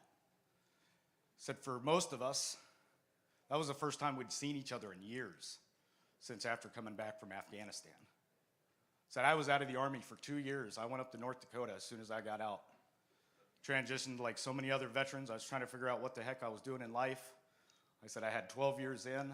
In my mind, I thought, who wants to hire someone like me? I can shoot a weapon expert. I can throw 60 pounds on my back and run up and down mountains and chase bad guys. I thought when I got out being a lonely little staff sergeant that the best I'd probably do would be a mall security cop. And I didn't realize what life had in store. Like I said, I went up after plan A failed and plan B failed, making my transition out of the Army. I finally fell back on like plan Z. Went to North Dakota and started working oil fields. Said I did that for 2 years. Said after what happened on October 3rd, the only thing that I ever got told was the commander talked to me about putting me in for a Distinguished Service Cross. I kind of told him, hey sir, we got 9 more months left in country. Let's worry about getting boys home before we worry about awards. So as I was sitting there in the oil fields one day, my phone rang from a number I didn't recognize, and I thought, I'm kind of bored. Let me answer this thing. When I answered the phone on the other end of the line, I hear, this is Colonel Davis, G1 from the Pentagon. My first thought was, oh shit, what'd I do wrong? I thought I'd been out for 2 years, statute of limitations should be up. There should be no way a full-bird colonel should be calling me. But he quickly said, hey, he had me identify myself, and I did. And he said, hey, we need you to come out to DC. We got something to tell you. I said, well, the great thing about all this technology and these cell phones, you can just tell me right now, and I don't have to go anywhere. He said, no, this is something that we need to do in person.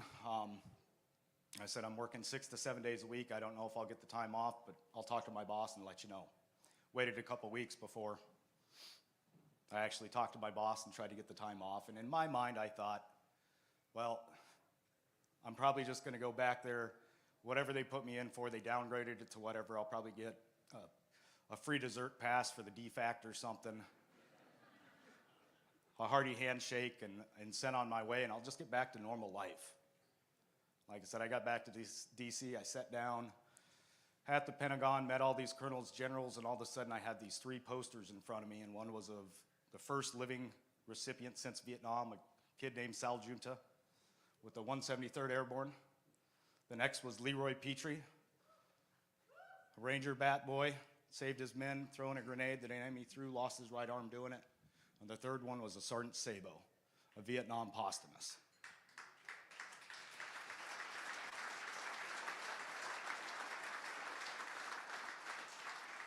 Like I said, I seen Medal of Honor, Medal of Honor, Medal of Honor. And the last thing in my mind was what Stoney Portis had told me just days after coming back from Cop Keating, something about a DSC. So I kind of called the timeout and I looked up and I'm like, hey, what's all this Medal of Honor stuff? I got told something about a DSC, and one of the colonels looked over and he's like, well, you don't know Sergeant Romesha? And I said, wouldn't ask the question if I knew the answer to. And they said, short of the president signing your award, you've been recommended for upgrade, and you'll be receiving the Medal of Honor.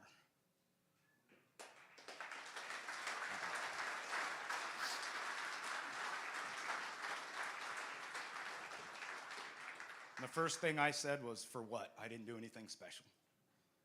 I'll tell you that to this day. I'm not a hero. I didn't do anything special. I did a job that so many do day in and day out. The only difference was time and opportunity.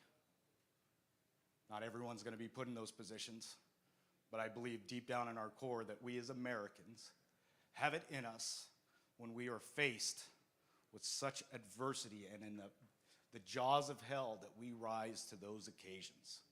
We have that built into our DNA. That's all it was that day. You could have plucked me out, and any one of those other men would have stepped up and done what I did that day. I truly believe that. I tell you, I might get selected to wear this little blue ribbon of silk, but it's not mine. It represents more than just me. I'm honored and humbled to wear it, but that represents not just the 8 men we lost that day, the 50 that fought alongside me to include 2 Latvian soldiers, but the countless men and women that have worn this uniform, that have put on that cloth of our nation to defend it against all enemies. The ones that are currently doing it now, and unfortunately the next generation that'll have to carry that burden. It's more than just me. I tell you, I reflect back to that day, and I have certain memories of a lot of the things that went wrong, but there was a lot of things that went very well. I've often talked to people about, combat is very, very horrifying. It's not a great thing, but the one thing that opened my eyes was how much love you see. You learn a lot about love when you go to combat with your brothers to your left and right. Said I watched a kid,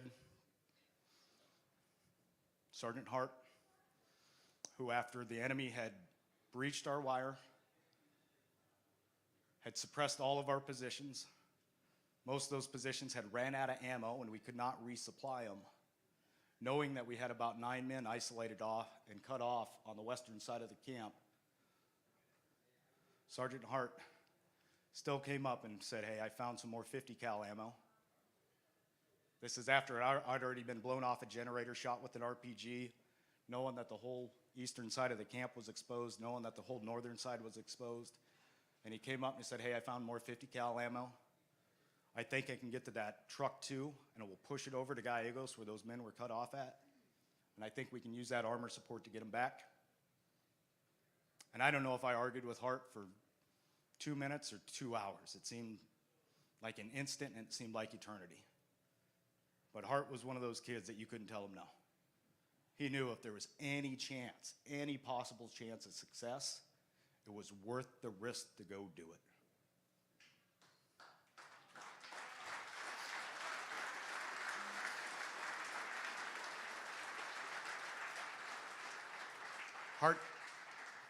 Hart got that 50 cal ammo. He got to that truck somehow. He got 2 guys, Griffin and Faulkner, to come with him. They somehow loaded that 50 cal and started pushing that truck over to Gallegos on the western side. The entire time on the radio, you can hear Gallegos calling Hart, saying, brother, don't come this way. Don't come this way. You're drawing too much fire. Hart the entire time telling him, we're coming, brother. Like I said, before Hart took off, I told him we couldn't provide any flank support for him. We knew that the close air support was still 30, 40 minutes away. We knew that the QRF would be hours and hours away. I listed every reason to Hart why he shouldn't be doing this. But again, he didn't have no in his vocabulary. And I knew as soon as he left that barracks, that'd be the last time I ever saw him. And as he pushed over and you could listen on the radio, the microphone keyed one last time and you hear Hart say, they've got an RPG pointed right at me. And that was the last of it. It was his love for his brothers that he ran through that fire of hell. You want to know some facts about the Medal of Honor? It's going to sound weird. There's 3 requirements. First requirement to get put in for it, it is from the recommendation of the guys on the ground that were with you that day. That could be a private or that could be a general. The second thing that's weird, especially nowadays, you have to know how to write. Not kidding. Because it is the sworn eyewitness written statement that is what they use to validate your action. The third thing, you need 2 living eyewitnesses to do that. Said when he called up and said, we got an RPG pointed right at us, the only person to make it back from that truck was Faulkner. There was only 3 total people in that vehicle.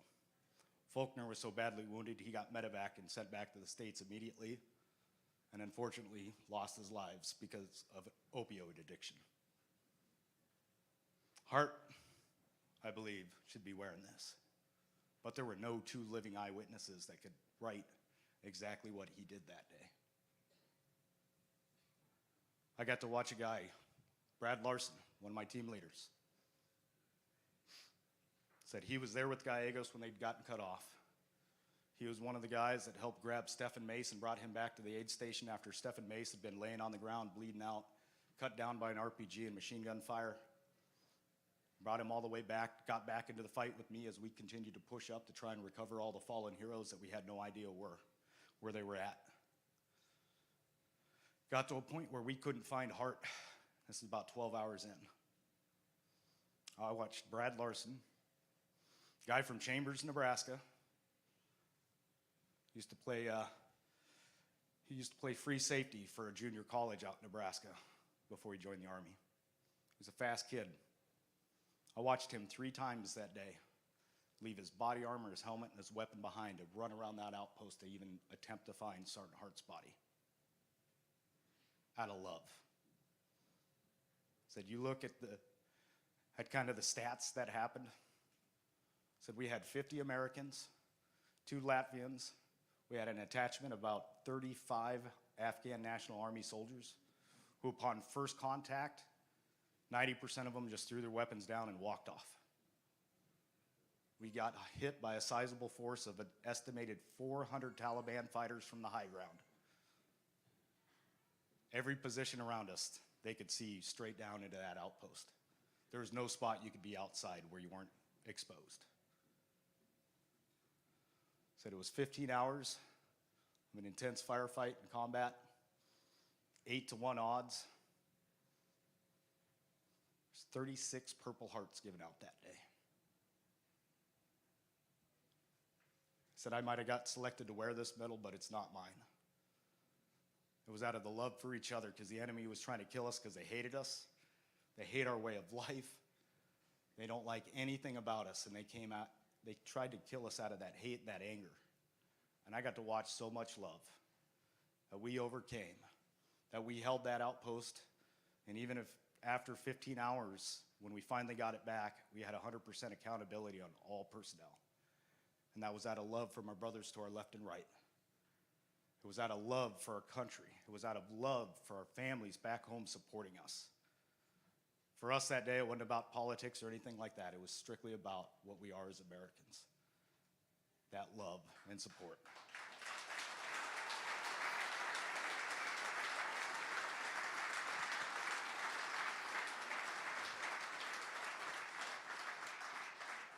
Said it's been amazing to be here tonight. It's been amazing to get to know Chris over the last 6 or so months. We've been talking, coordinating, coming into this thing. So when I reflect back, it is those moments you're hanging out with your battles. Sometimes you don't even have to serve in the same unit.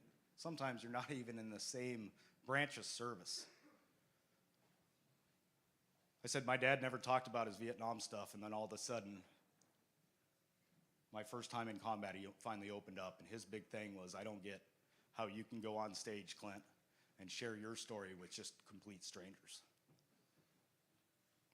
Because for us, a lot of veterans, what we've been through, a lot of times it's about the words we're not saying. We struggle with that, thinking that no one will understand us. Said I just got to get together with our unit back last June. It was the first time we'd been together in about 3 years. We went up to Breezy Point up here in Minnesota. We successfully made it through a weekend without anybody getting arrested. That was really the big accomplishment that weekend. But it's bringing back those connections. I truly believe that there's so many great resources, and there's not one magic pill that's going to solve everybody's problem. But I know for me, veterans seem to heal veterans. And it's by that example and that leadership and that mentorship and that just unspoken connection that makes it so important.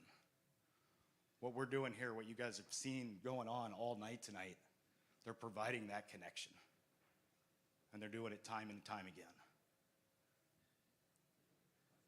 So that's a special and powerful thing that you just can't duplicate, replicate, or do anywhere else unless you're bringing these men and women together, giving them those experiences to realize they're not alone. You've got someone right beside you. Just because you took the uniform off doesn't mean you're done serving. And just like the time you were spent in the military, you always had someone to your left and right. Just because you leave service doesn't mean that's gone. I can tell you on a personal level what this does for me. Said when they put this little blue ribbon of silk around my neck, I said it brought back a lot of emotions. I didn't want it. It was awkward. Like I said, I thought I'd dealt with that. I thought just like my father, I'd put that in that box and put it in the back of my mind for 2 years and just got back to work.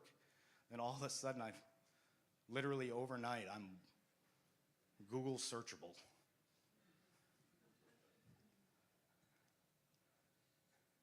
For me, it's been over 10 years now that I've been wearing this medal. But it's moments like this, and this is selfish on me, but I'm telling you right now, being able to be up here and every time I put this little thing on, it comes with a lot of weight. But when I get to tell you guys about Sergeant Hart, and I get to tell you about Sergeant Larson, I get to tell you about Bunderman, who literally was a brand new lieutenant and ended up being the on-the-scene commander that day for the deadliest battle, who's a graduate of the University of Minnesota with a history degree, who first came to that platoon, and his best words he ever came out of his mouth was, "I'm a lieutenant, I don't know what the hell I'm doing." If you don't make me look like an asshole and I'll take care of all the paperwork. Those great men, to talk about them, I get to put a little bit of that weight from this thing on each and every one of you. You guys are what makes this country amazing and what represents this medal that, like I said, I might have got selected to wear it, but it is all of ours. Thank you and God bless.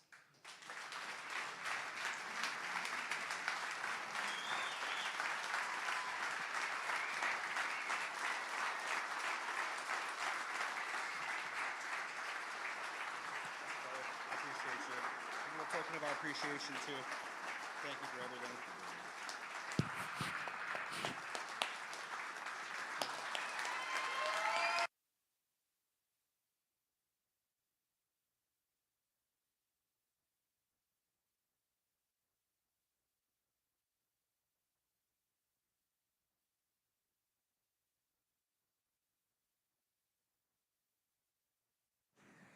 Thank you. Thank you very much. It's been great to get to know you as well. When we first started talking, we talked about my profession as a game warden. And as he lives in North Dakota, the first thing you said to me was, "Why do your guys' fishing laws suck?"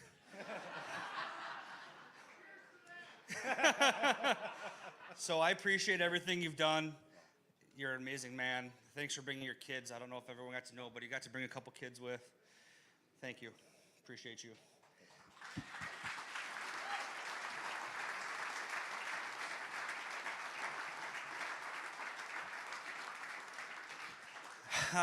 Incredibly emotional night. I appreciate all of you for being here. 6.5 years into this, I didn't think we'd be standing right here today doing all this. It's a real testament to the people that do volunteer and stand us up, and the people who do support us and are that framework and that structure around us. It amazes me, absolutely amazes me. Amazes me so much, especially when I just got to talk to our James back there in the corner stage time. He told me all you folks helped us raise over $100,000 a night.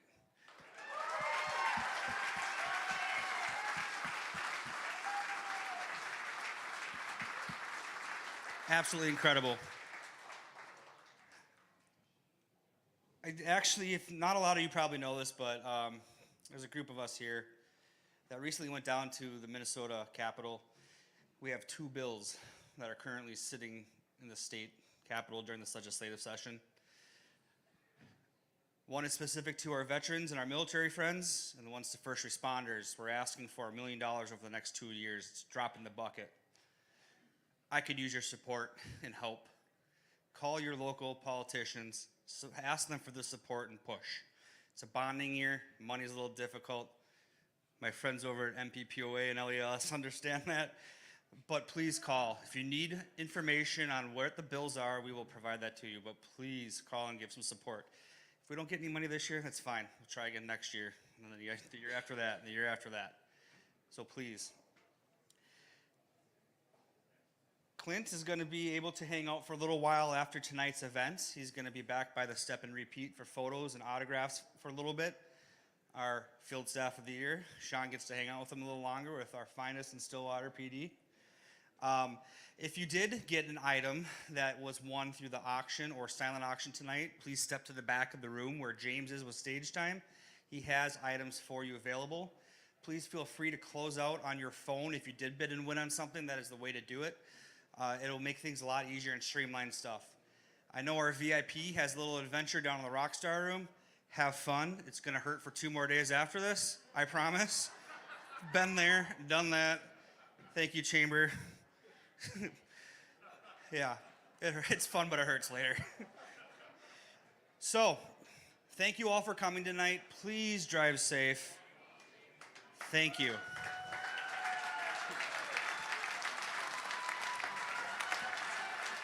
Where's the rest of my staff? Come up here. You guys deserve this. Come on up here.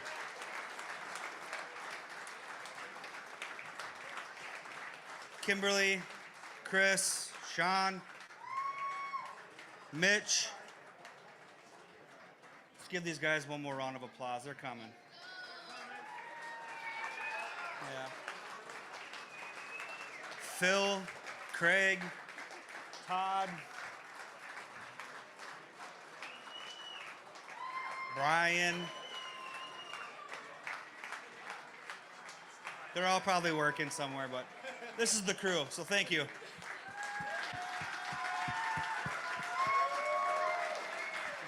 guys. Appreciate you. Thanks, brother. Thanks, brother. Thank you. All right, now I need a Tito's.